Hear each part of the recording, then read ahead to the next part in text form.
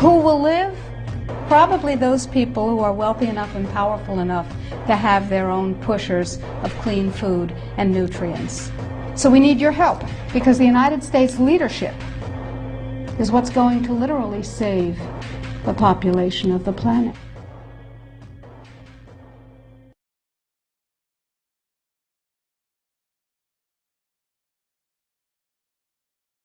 The UN has put out dozens of public documents where they're calling for an 80% world population reduction.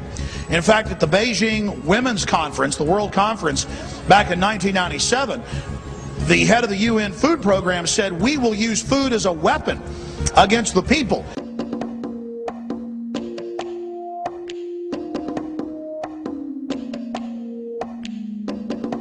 66% of the United States residents' public water is fluoridated.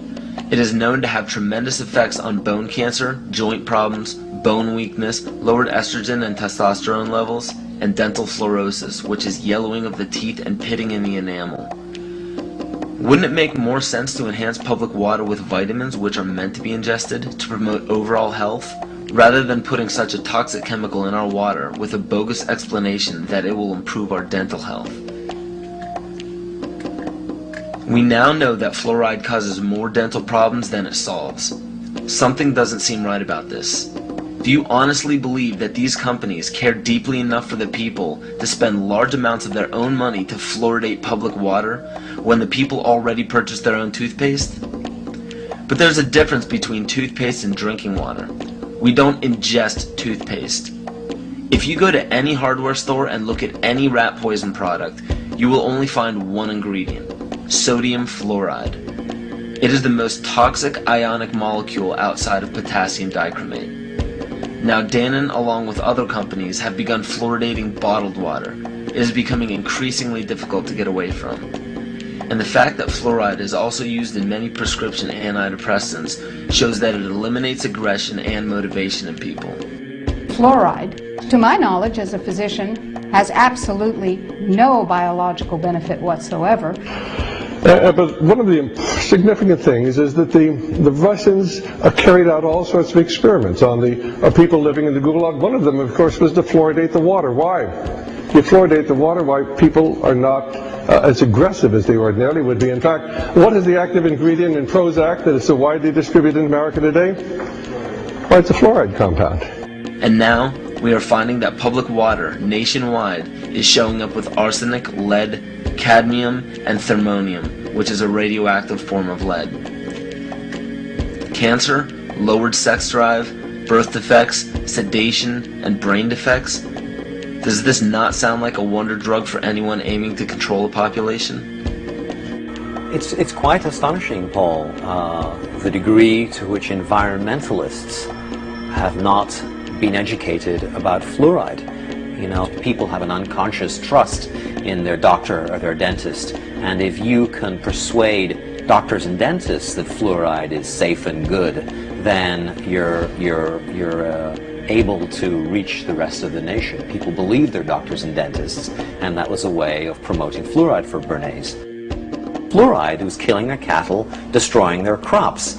Fluoride given to rats had produced bone cancer and liver cancer, and that those results had been doctored to make it look as though fluoride hadn't caused as much cancer.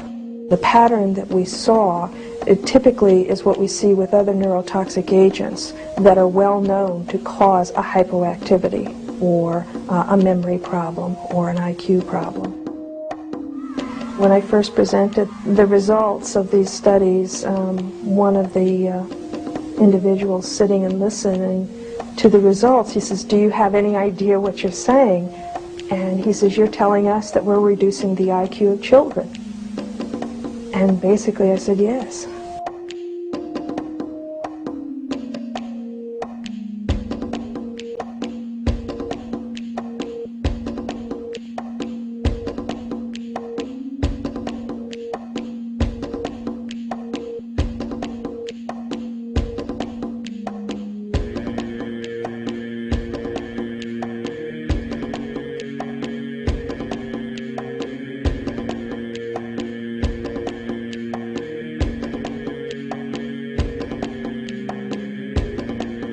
Aspartame, the artificial sweetener found in almost every low-sugar or sugar-free product on the market. First of all, aspartame is made up of three things: methanol, which of course is what produces blindness, aspartic acid, and phenylalanine. These are all poisons. Aspartic acid, of course, produces brain lesions. This was known back in the early 1970s. Methanol produces blindness. Phenylalanine is what you see in the brain, and in high dosage it produces trauma. We're not making this all up. The FDA did publish back in, I think it was the 80s, they did publish the 92 potential side effects of aspartame. And they do, these side effects are quite, are extremely serious. Things like dizziness, problems with balance, abdominal pain and cramps, changes in vision, seizures and convulsions, etc., etc. So the nervous system seems to be one of the areas that's most affected. So we see people have difficulty thinking. They feel like they're walking around in a cloud or a fog. Yet despite all of these harmful effects, Donald Rumsfeld pushed it out into the stores in over 5,000 products when he was CEO of Searly, the company that manufactured aspartame.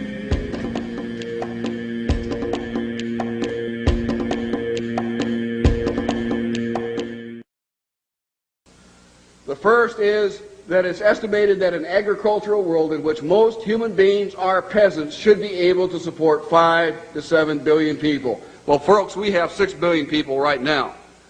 That means all of us in this room, or nearly all of us in this room, are going to have to become agrarian peasants if we use this solution.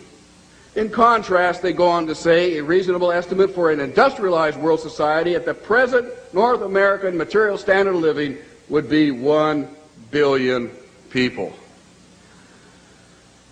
So if we wanted to maintain our current standard of living, we would have to reduce the Earth's human population by somewhere around 70%.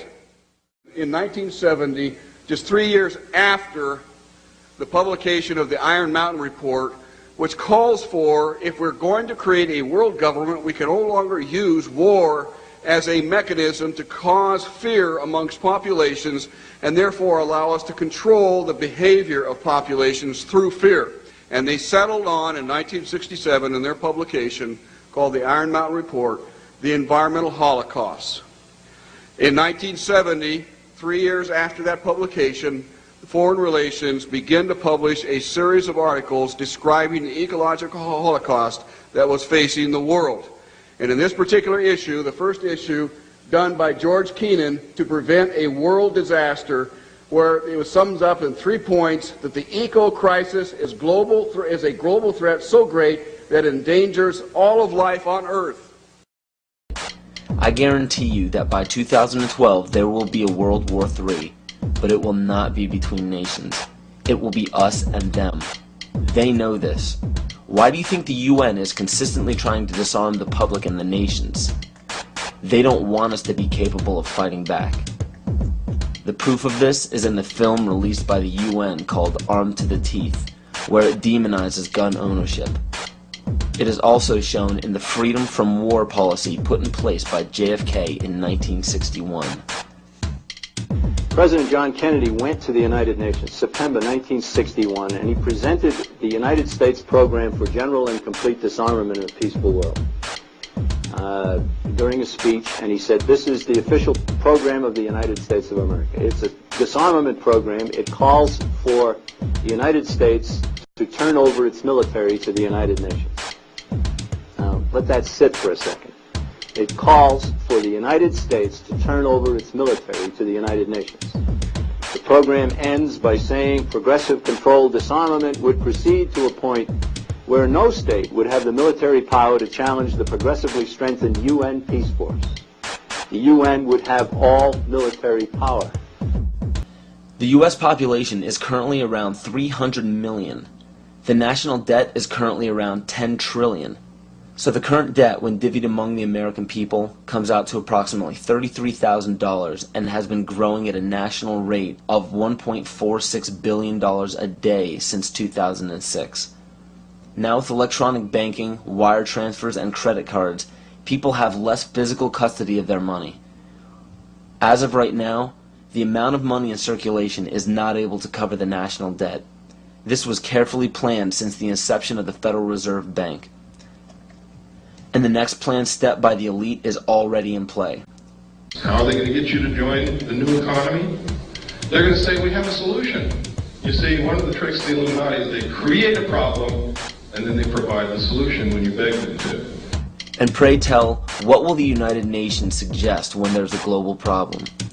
They will demand a global government, a new world order, exactly as the Maya, Hopi, Kali Yuga, and many other pagan civilizations prophesied. By 2012, the Kyoto Treaty, Agenda 21, Codex Alimentarius, and the new Pentagon will be fully operational to enforce a new world order.